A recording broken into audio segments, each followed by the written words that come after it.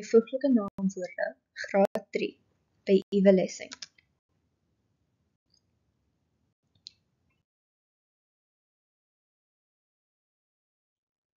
Vandag sal ons byvoeglike naamwoorde leer. Wat is 'n byvoeglike naamwoord?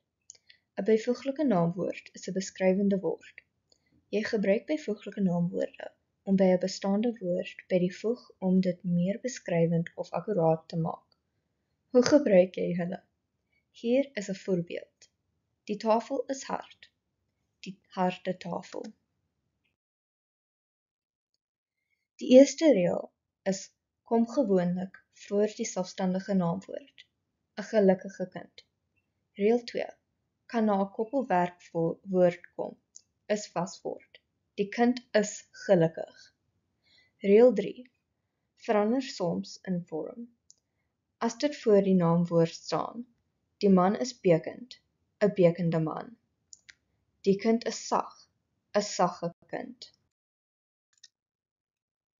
Gee voorbeelde van sinne wat byvoeglike naamwoorde gebruik en vra die student om die woord te onderstreep wat die selfstandige naamwoord of ding beskryf.